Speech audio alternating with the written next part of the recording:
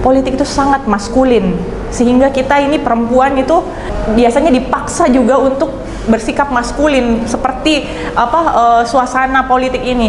Tapi buat saya sebenarnya dengan kehadiran kita perempuan, kita memberikan warna yang berbeda ya di dunia politik.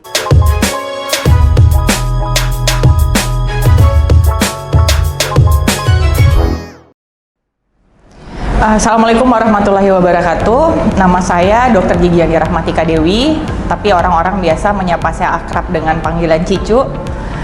Saat ini saya berprofesi sebagai anggota DPRD Provinsi Sulawesi Selatan dari fraksi Partai Nasdem, dan sekaligus juga sebagai ibu dan istri dari satu orang anak dan satu orang suami.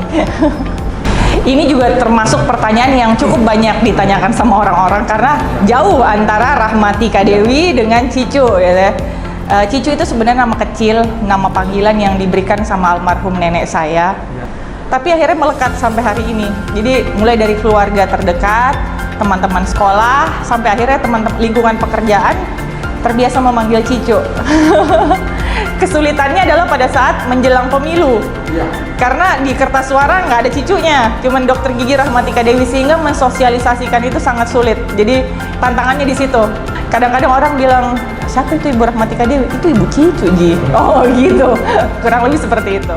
Pada tahun 2008, waktu itu pertama kali saya terjun di dunia politik, karena Pemilu 2009 pada saat itu mengharuskan beberapa partai politik mempersiapkan kader perempuan untuk dicalonkan sebagai anggota legislatif. Nah, beberapa partai tidak bersiap dengan kader perempuannya yang harus dimasukkan, sehingga waktu itu saya banyak dapat tawaran dari beberapa parpol untuk, kalau saya bilangnya waktu itu hanya untuk sekedar pelengkap saja. Nah, dari mulai coba-coba, waktu itu di salah satu partai politik di Makassar, saya coba-coba waktu itu, saya nggak apa-apalah, nggak ada salahnya dicoba, kan sesuatu yang baru, kita juga menambah networking, belajar, berorganisasi dan lain-lain. Akhirnya saya mencoba, waktu itu saya nggak salah nomor urutnya 6. Perempuan itu kan biasanya identik dengan 3, 6, 9, nomor-nomor ganjil. Jadi saya dikasih nomor urut 6 pada saat itu, 2009. Berjalan waktu, kampanye dengan model kampanye yang sedikit berbeda pada saat itu, karena kebetulan saya waktu itu masih mahasiswa kedokteran gigi.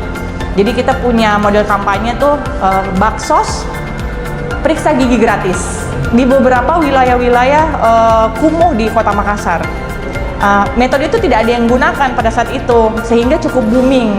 Dan alhamdulillah lewat mungkin pendekatan yang saya lakukan dan tim, alhamdulillah terpilih. Tidak ada yang sangka, tidak ada yang duga, saya bisa duduk jadi anggota DPRD Kota Makassar pada saat itu. Disitulah dimulai perjalanan politik saya sampai hari ini. Mungkin kalau di zaman dulu sesuatu yang aneh pada saat ada orang yang berprofesi A, ternyata dia sekolahnya A, ternyata profesinya B. Tetapi untuk hari ini itu bukan sesuatu yang aneh dan langka gitu. Sudah banyak sekali profesi yang dilatar belakangnya oleh orang-orang yang berbeda keilmuannya. Kalau kayak saya lulusan kedokteran gigi, tiba-tiba terjun di dunia politik. Buat saya sebenarnya tujuan awal saya jadi dokter itu karena saya mau bantu orang. Ternyata pada saat saya terjun di dunia politik, tidak jauh juga sebenarnya, karena kita juga di dunia politik sebagai seorang legislator, ternyata kita juga membantu banyak orang dengan cara yang berbeda. Jadi saya pikir tidak jauh dari apa yang saya niatkan, tujuan saya dengan apa yang saya lakukan. Jadi kalau insya Allah nanti sudah tidak dibutuhkan lagi sebagai seorang legislator, toh masih bisa praktek sebagai dokter. Tapi hari ini mungkin saya lebih banyak fokus di DPRD dulu. Iya, jadi saya memang selalu bilang ya sama teman-teman ataupun politisi-politisi perempuan yang baru mau terjun di dunia politik ya, saya selalu sampaikan, politik itu sangat maskulin, sehingga kita ini perempuan itu biasanya dipaksa juga untuk bersikap maskulin seperti suasana politik ini. Tapi buat saya sebenarnya dengan kehadiran kita perempuan, kita memberikan warna yang berbeda ya di dunia politik. Karena pada saat politik diwarnai hanya oleh laki-laki, maka kebijakan-kebijakan yang hadir juga akan sangat terasa maskulin gitu. Olehnya dibutuhkan para politisi perempuan untuk hadir serta di situ memberikan warna. Walaupun mungkin hari ini tidak terlalu terlihat ya warnanya dari kebijakan-kebijakan yang lahir, tetapi paling tidak kehadiran kita di situ bisa memberikan sumbang saran apa-apa sih sebenarnya yang dibutuhkan oleh perempuan hari ini. Saya bisa sampaikan, kesuksesan kita sebagai seorang politisi perempuan adalah supporting keluarga. Karena mau sesukses apapun kita sebagai seorang perempuan dengan posisi, dengan karir dan lain-lain, tetapi kan kodrat kita sebagai seorang istri dan ibu itu adalah yang utama. Sehingga supporting keluarga itu penting. Terus terang, supporting dari orang tua, dari suami dan dari anak itu adalah nomor satu buat saya, karena tidak mungkin saya ada di posisi saya hari ini tanpa bantuan dari mereka gitu. Jadi terus terang, saya dan suami saya itu termasuk orang yang suka nongkrong, suka ngopi, suka kumpul-kumpul sama teman-teman.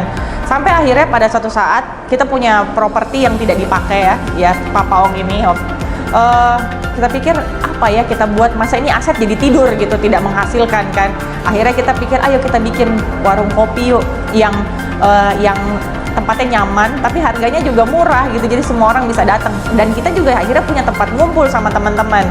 Nah, kita berharap sih sebenarnya dari usaha kami ini kita jadi punya tempat untuk duduk sama teman-teman, kita punya tempat untuk bikin acara-acara, karena saya sama suami saya termasuk orang yang punya teman banyak ya, jadi kami tuh suka kumpul-kumpul. Jadi mau akhirnya alhamdulillah Papa Ong ini sudah hampir kurang lebih 6 atau 7 tahun ya berdiri, alhamdulillah, dan alhamdulillah juga kita bisa memberikan lapangan pekerjaan untuk orang banyak, dan harganya pun juga kita tidak berikan yang terlalu mahal, jadi semua kalangan bisa datang ke sini.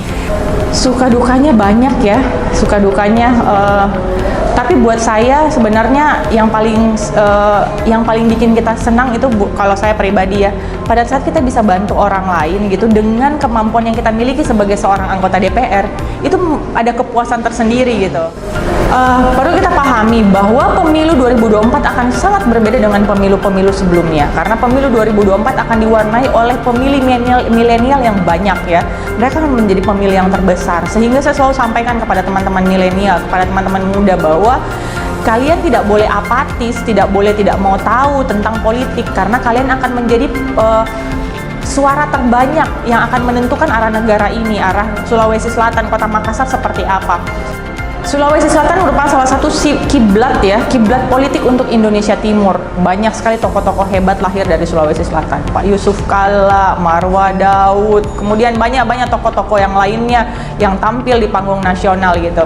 Kita mau tokoh-tokoh itu kembali lahir lagi di Sulawesi Selatan, karena Sulawesi Selatan ini gudangnya politisi handal yang ada di Indonesia, sehingga memang hal tersebut harus dipupuk, harus dikader. Jadi tugas kita ini sebagai politisi, tugasnya partai politik dan pemerintah untuk mau memanggil para anak-anak muda ini untuk bergabung di partai politik gitu, untuk mau concern untuk berpolitik gitu, karena kita berharap regenerasi ini akan ada gitu, jangan hanya berhenti di Pak JK saja gitu, tidak ada lagi tokoh Sulsel yang akan menggaung di nasional gitu kan ya, kita berharap sih seperti itu.